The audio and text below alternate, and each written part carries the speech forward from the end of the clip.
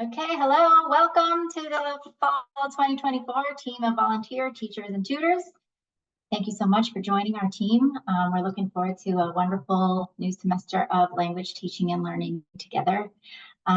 This video is covering the nuts and bolts about policies and procedures, so you know what the expectations are and how we interact with each other to make sure we all have a successful semester together. So for you returning volunteers, the majority of this will be review, but you may hear something or remember something that you had kind of forgotten about. So I hope you'll see value in this, and certainly new volunteers, this video should answer a lot of questions that you may have. So let's get started.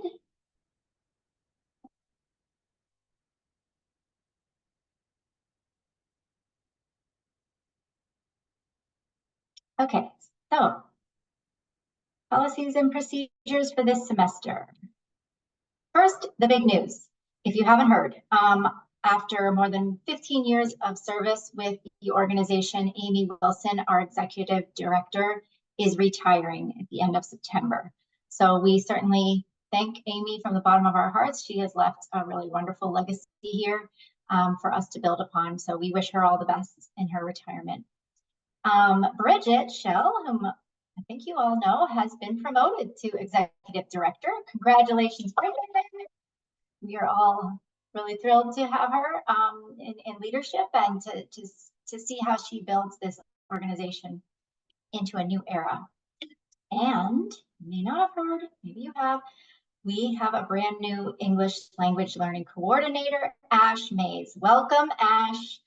Ash just recently completed her master's degree in the Department of English at Penn State, and we are extremely fortunate to have her on our team.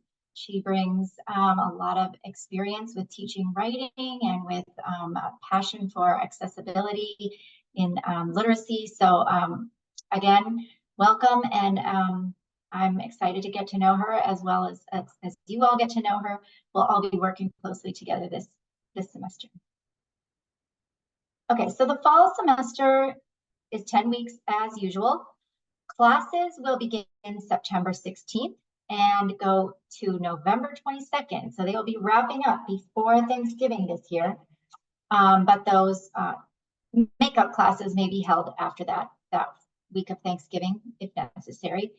Tutoring pairs, the dates are a little less concrete. So some tutoring pairs are already meeting, some returning pairs, but the majority of the new tutoring pairs will be matched, we expect, towards the end of September, and they will continue meeting until up mid-December.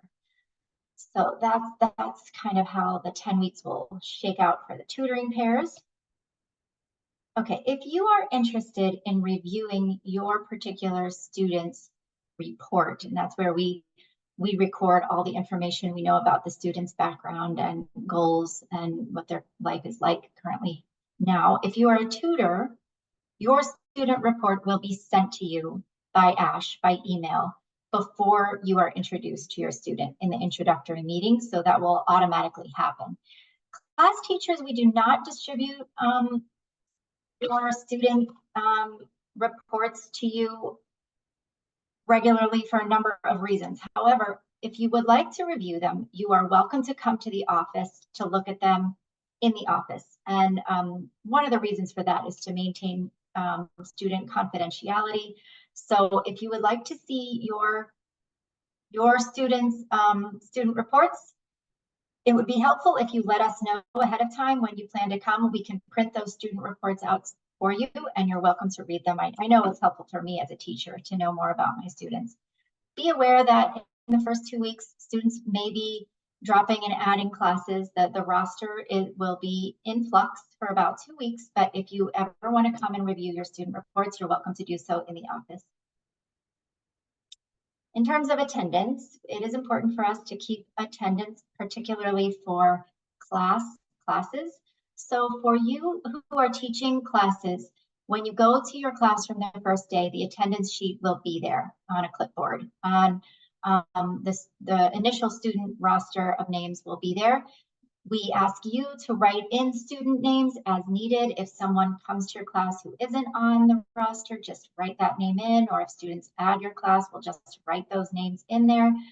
And if you are informed that a student has switched to a different class or a different level, we'll just cross those off the list. But please do check off the attendance so we know who was in that classroom every time you meet. And then we will ask you to submit that to ASH at the end of the semester. For tutors, the expectations is that you will meet twice per week for 10 weeks. So that's about 20 sessions. You will receive a tutor pair attendance sheet at your introductory meeting when we first introduce you to your student. And we ask you to just check off each time you meet. So there should be about 20 sessions, as I said, but those dates are likely to not be quite so consistent. You may need to reschedule along the way. So this sheet is just for your tracking purposes to make sure you get as close as possible to that 20 session target. You do not need to submit that to us. Monthly forms are a really important way that we stay in touch with you throughout the semester. So this is a Google form with a number of questions on it. It will be given to all teachers and tutors once a month. The form is available on our website and also on the volunteer Google Drive. And the reason there are several reasons we ask you to complete this form every month. One is the main reason really is just to stay connected, because once all the classes are going and all the tutoring pairs are meeting off-site, we don't necessarily know what's going on or what you're thinking, how things are going. There are a lot of volunteers here. So this is one way we know that we can touch base with you, every single volunteer, once a month, and hear from you. What are you doing? What are you working on? What's going on? What's going well? What are the challenges that you're facing? There's also one of the boxes on that sheet is to request a meeting with me. So if you would like to just schedule a one-to-one meeting, you can always email me, but this will prompt you to think, oh, maybe it would be good to just sit down and talk things out. And so that's one way to let me know if you'd like to meet and have kind of a mentoring session together. The monthly form is also just a prompt to encourage you to reflect on your experience, even for yourself, and just to consider how are things going at this point, and to consider whether you want to make changes. Importantly, it's also a way for you to share student achievements with us. So for agency grant writing and storytelling purposes. So we, as a nonprofit that receives no government funding, we rely on grants and donations. And the more we can tell the success story of what's happening as a result of your work with students, with adult learners, the more people can appreciate the value of Mid-State Literacy Council and be motivated to provide funding and other kinds of support that help us sustain what we're doing. So, you will naturally find out about things that your students are achieving in your class, but also outside of your class in their lives as a result of the language skills and the confidence and the connections that they're going to make through your work with them. So as you hear those things and discover those good news items about your students, kind of make a mental note, and then when you fill out the monthly form, if you could report those to us, that's really helpful. We also need to report instructional and other volunteer hours to donors. So we want to know all the hours you put into your volunteering. Instructional time face-to-face with students, as well as your commuting time and certainly your preparation time, any grading or looking at student work that you do. Please report those hours to us and we will share them with our donation sources. You don't need to remember to do this. ASH will send an email reminder every time when the forms are due. So you can just wait to receive that email and then complete the form. We would really appreciate that. Okay, health literacy is one of Mid-State Literacy Council's top priorities. we are very aware that health is a part of absolutely everyone's lives and that literacy and health are connected. So we are requiring that every volunteer complete at least one health-related lesson with your student or students each semester. And then let us know about that, and I'll tell you how to do that.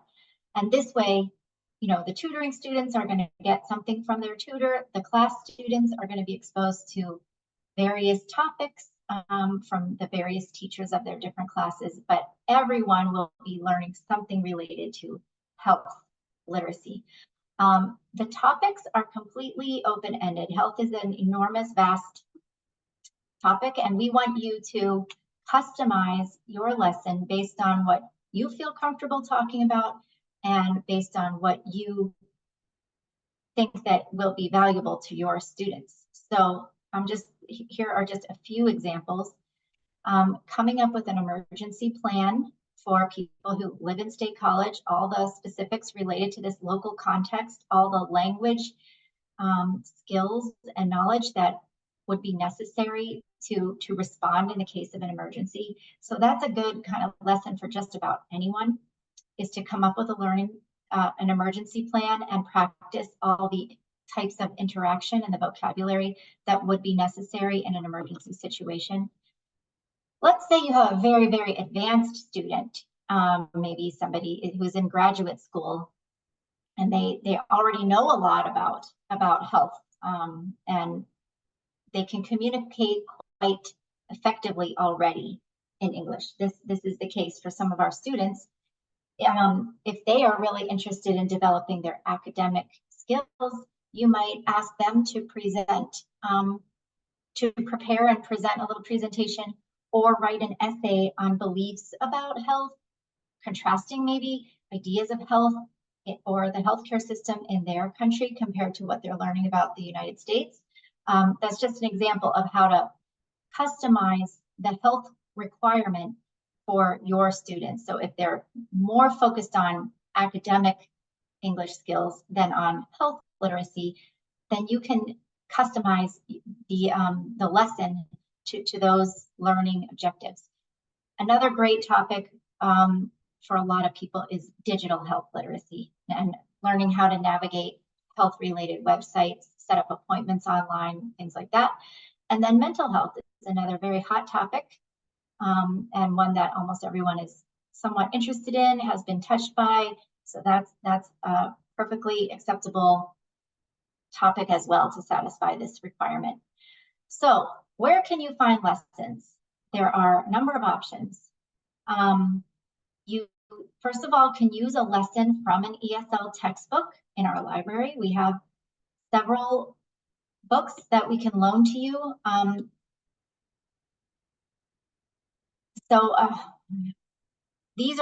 Many of these are also available on the Volunteer Resources Google Drive, which I'm going to show to you in a minute. But also the hard copies are available in our library in the office. You are also very welcome to design your own. Just customize a lesson to your particular class or your particular students based on your knowledge, expertise, and their interests. So I'm going to talk about this a little bit more when we get to the discussion of the Volunteer Resources Google Drive.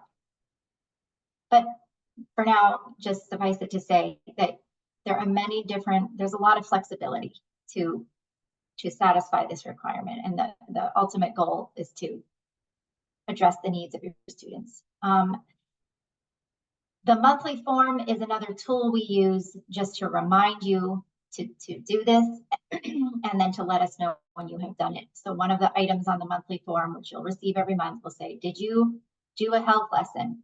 If you did, just check off the yes, tell us what it was about, and then it helps us to see too which topics are of interest to the volunteers and the students in our program over time. Okay, let's go over some important policies now. Number one, confidentiality. So we get to know our students very, very well.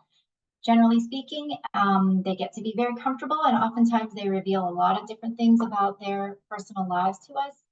This is all part of relationship building and communication. But it is imperative to maintain the confidentiality of our students. This includes, I want to point out, the student report that you will receive. If you're a tutor, we ask you not to let anyone else see that student report. There are a lot of private details often about people in those, so make sure you maintain confidentiality with those. If your students tell you anything about their immigration status or anything else, confidentiality is expected.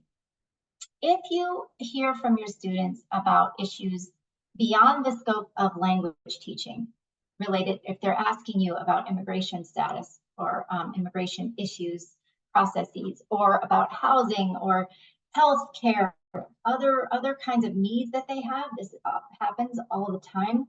You are certainly welcome to help them navigate those questions about things that you know a lot about, or help them, research online and look at websites and help them understand things.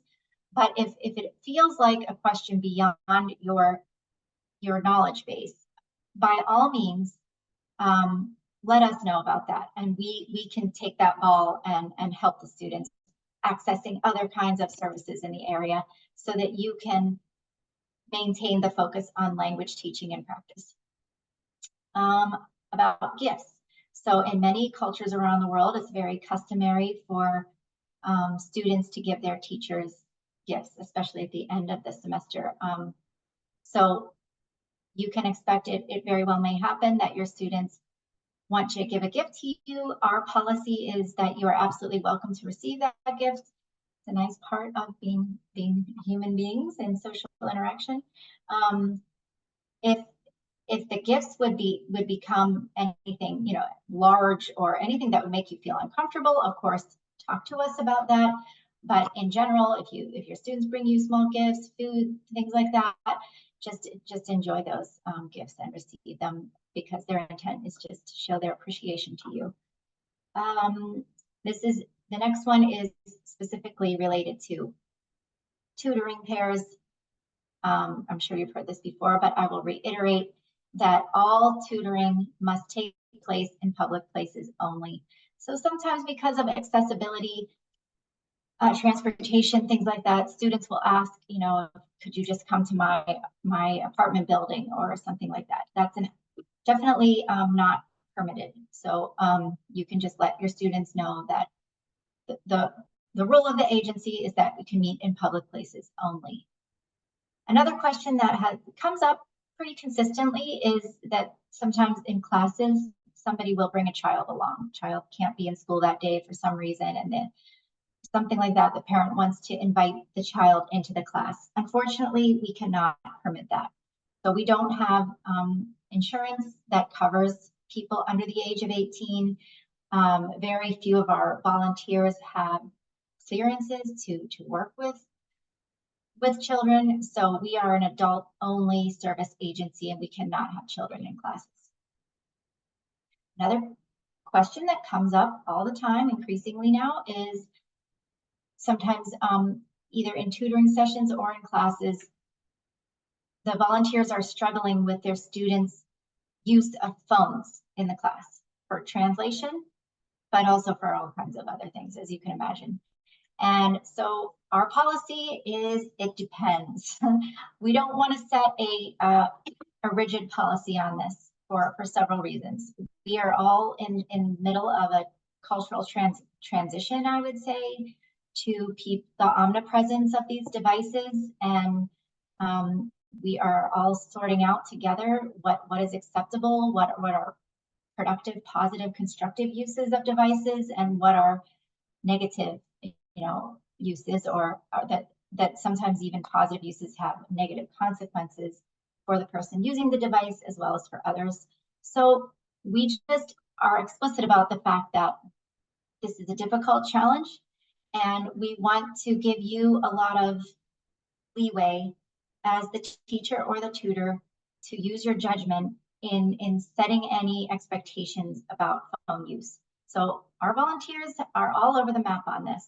Some people feel very strongly that they're extremely distracted by it, and they want to talk to their students about, or they see that other students are distracted by the phone use.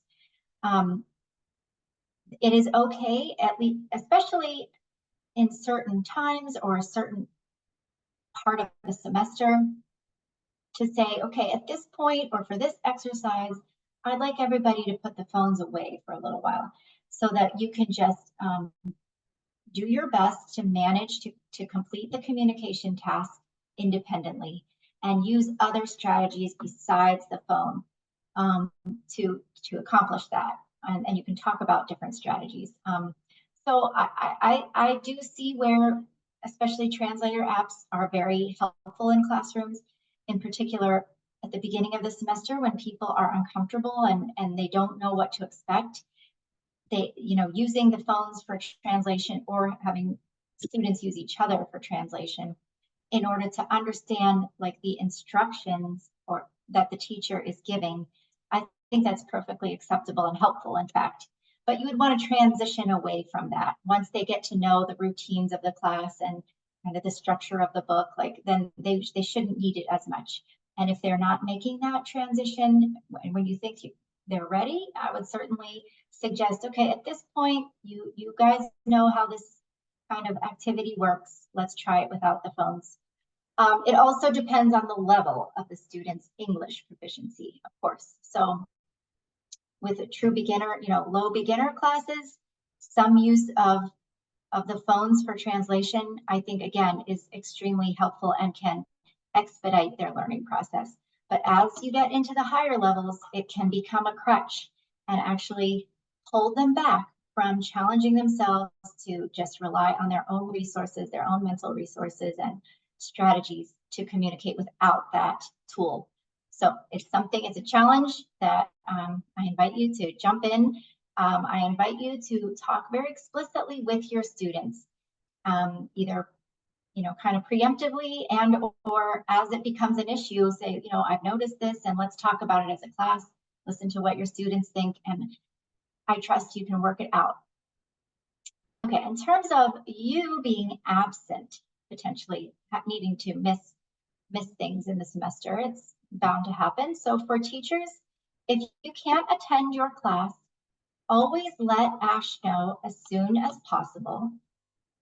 This is very important. We ask you to please not communicate directly with your students to cancel or reschedule. So a lot of times teachers will establish, an email group or a text group in order to communicate about homework and things like that. That's okay if your students want to share their contact information with you. But we do not want you to text them or email them directly to say, there's no class today, or we're rescheduling this class. Please tell Ash, and Ash will communicate then with the students. In those cases, we will either find a substitute to teach the class that you have to miss, or we will work with you to reschedule those missed sessions. And so normally, you can expect that we will have several makeup classes that will occur that week after Thanksgiving, the first week in December. So if you have to miss a class, usually we try to have those made up in that first week after the semester ends. For tutors, it's quite different. So if you or your student can't meet on your regular day and time, we ask you to reschedule that session directly with your student. We don't need to know about all of those little changes. When it's just the two of you, you two just work that out with each other. As long as you reach your 20 session goal or close to it, that's fine. However, if conflicts or tardiness or absences become problematic and there's any degree of consistency there, let Ash know that, because we would like to be aware and sometimes we can help with those situations or find out what's going on. It's important for us to know. And then if there's some rescheduling and cancellation due to illness, whatever, and you find that you're not going to be able to complete the 20 sessions by December 13th, also let Ash know that, and then we will find a way to address that situation. Okay, this is just for your information. Students are asked to pay this semester. This is an increase from last fall, I believe. Students will be asked to pay $250 for their 10 weeks of instruction. We cannot give any refunds, but we do have scholarships available. So that's just so you know what they're paying. They don't have to pay for books. We loan books to people, they return them. So it's $250 for people who are able to pay. Our scholarship policy has changed very slightly. We do offer scholarships for low-income students who are eligible to receive public assistance in the United States. So that means F, J, and B, either student visas and dependents of students, as well as people on a tourist visa, are not eligible for our scholarships. For those who are low income and eligible, the registration fee is reduced from $250 to $50 per semester. And we can also offer payment plans if people, if it's easier for them to not pay all of that upfront, but pay over time, that's perfectly fine. And of course, we also welcome additional donations if people find that they are able to pay more than that. Okay, winter weather probably won't be much of a problem in the fall, but just so you know, our policy is connected to whatever the State College Area School District decides regarding the safety of driving in different weather conditions. So as you can see here, you can go to the SCASD, State College Area School District website to see if there's bad weather expected or if there is bad weather. And you can see if school is delayed or dismissed or closed. So in the case where the State College schools open late, our Mid-State Literacy Council classes, Zoom and in person, that begin before 11:30 are canceled. Classes that start at 11:30 or later will be held as normal. If there's an early dismissal, then all afternoon and evening classes are canceled, including Zoom. If the State College schools are completely closed, our classes are also closed. And those canceled classes will be rescheduled if possible. So all of these policies are all related to classes. For tutoring pairs, the decision to reschedule is up to you. So if the weather looks bad or is bad, we just ask that you communicate with each other about whether you want to go ahead and meet or not. Some people can walk, it's not a problem. But if either party is at all uncomfortable with the safety of meeting, we encourage you to just reschedule. And we want you to put safety first. Do not travel if you or your students have any concerns about unsafe conditions. Okay, now just transitioning into some issues that we know come up that we want to talk to you about ahead of time so you're prepared. So this feeling of help, my students have different needs. Probably every class teacher feels this way to some extent.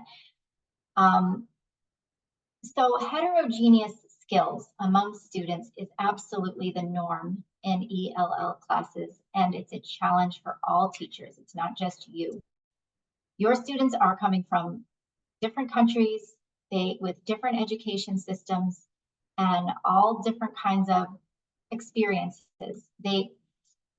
So necessarily they're going to know different things, be able to do different things, and need different things from you. And it's very challenging, but we can handle it. Another thing you need to recognize is that our Mid-State Literacy Council initial assessment protocols focus on speaking and listening only. So we are placing students into their levels, basic, beginner, intermediate, advanced, based almost entirely on how they speak and their listening comprehension, as well as just general knowledge about their background. We have not evaluated their reading and writing skills. In most cases, we have not seen them do any reading or writing. So that means that we may place somebody who can speak very well and understand very well in an advanced class, and then not realize that their reading and writing skills are significantly lower. So that's not uncommon to have unbalanced skills in English. So if you notice that, we ask you to please, especially in the first week of class, be cognizant of the different skill levels. Maybe do some kind of little initial writing sample reading aloud sample or a reading passage with answering comprehension questions. And if you notice any major outliers, somebody who's significantly higher or lower than the rest of the group, we should consider changes. So you can talk to the student about that if you feel comfortable, or talk to us about that. And in the first 2 weeks of class, we can change people to a different level. We want to make sure, you know, again, it's never going to be perfect, but we want generally for the group of students in your class to be able to function at a similar level. At the end of the day, as I said, it's not going to be perfect. Just do the best you can and know that that's just part of life in the ELL world. Okay, another thing we want to make you aware of proactively is that attendance is a challenge at Mid-State Literacy Council. That is just due to the nature of the organization. The vast majority of our students are not English language students full-time. They have a lot of other things going on, and they're generally trying to squeeze this in around all of those other things. They are adults who have complicated lives, families, jobs, myriad challenges that they're navigating. So they can't make it all the time. So just, I think it's wise to try to just accept that from the beginning. It's not like teaching a class at Penn State where you can require attendance, or where consistent attendance can be reasonably expected. It's different here. So just plan accordingly. I know it's difficult. I really love to teach in a way that I can assume people are going to be there next time, and they were there last time. But that's not necessarily the case here. So just be aware of that.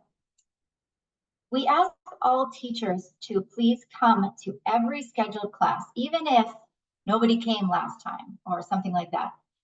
We ask that you just come to every class that is scheduled.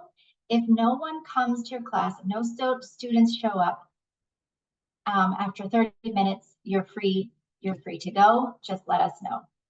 Hopefully that won't happen, but it does happen occasionally. So don't take it personally. Just wait for 30 minutes and then let us know nobody came, and so you're leaving, and that's fine. It's good for us to know, and we'll try to figure out what's going on. Okay, next, the Volunteer Resources Google Drive. I have referred to this several times. I want to take a minute to just walk through a few things here with you, because there are a lot of great resources here for you. So let me see if I can do that. Okay.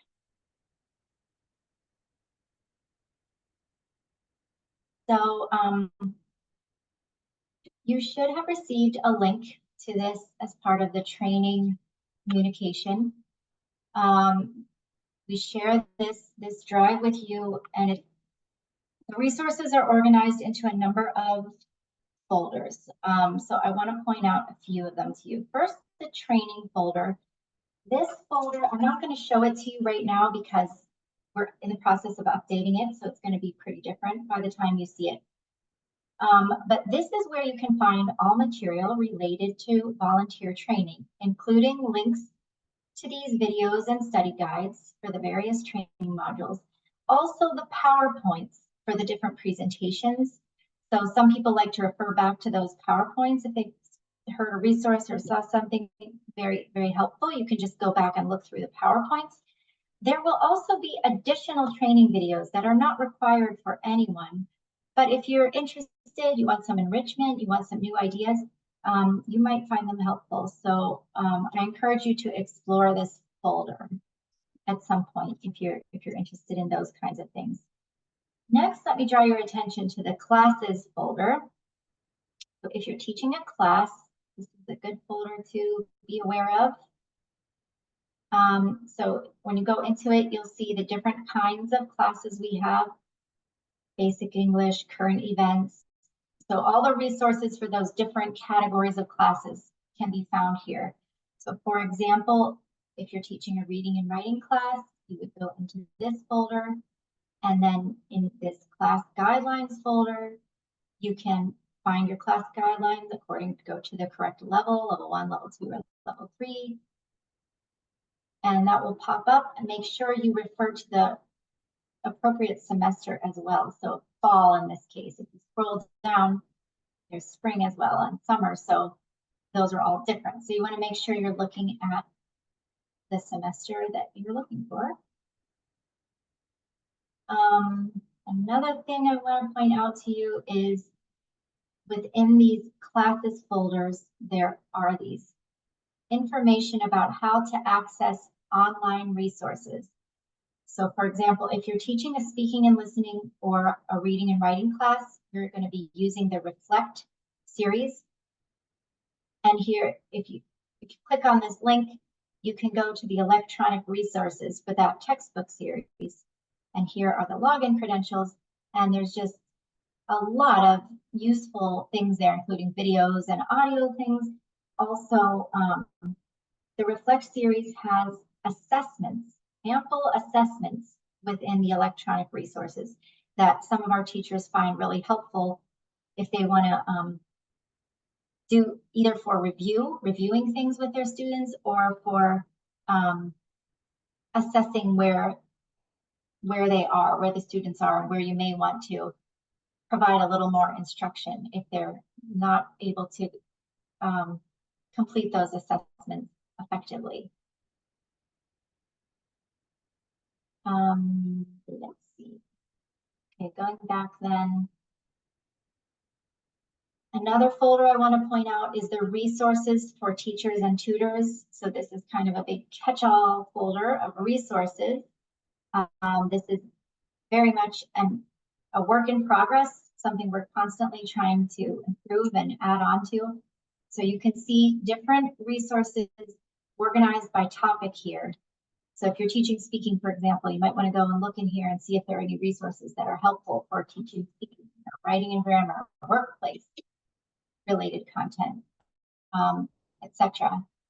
This is also where we are curating a list of electronic resources or websites that our volunteers have found helpful. We have collected a ton of them that our volunteers have discovered and shared with us. And so we are working hard to make those available here for you as soon as possible. But let me just point out one more thing while we're here, the health literacy folder. So earlier when we talked about the requirement to do a health literacy lesson, I said you can find lessons on the VRGD. This is where you find them. So within the health literacy folder, you'll see there are PDFs of lessons from ESL textbooks. There are a lot of Google slide presentations that former volunteers have created. You're welcome to use those as is or modify them. There's also a great resource here coming out of the state of Florida about health and health literacy for English language learners. So just if you want to get some new ideas, you're struggling to come up with how to present a health lesson, please peruse this folder, and I think it will give you a lot of good ideas. Okay, so that is all for VRGD for now. A few more slides here. Okay, so how are you going to get support after today? I really want to encourage you to attend some of these Let's Talk teaching sessions. So now, since we have moved all of our training into this video format, which makes it, accessible, convenient for everyone to access their initial training when it works for them in time before you meet your classes and your students. However, it really does pale in comparison to the opportunity to talk about language teaching and learning theories and with me and with each other. So that's why we offer these Let's Talk teaching sessions throughout the semester, where we can get together in a room, sit around a table, and ask questions and discuss things in person. So I really encourage you to attend if you can. This is in-service support for teachers and tutors. It's not required, it's optional.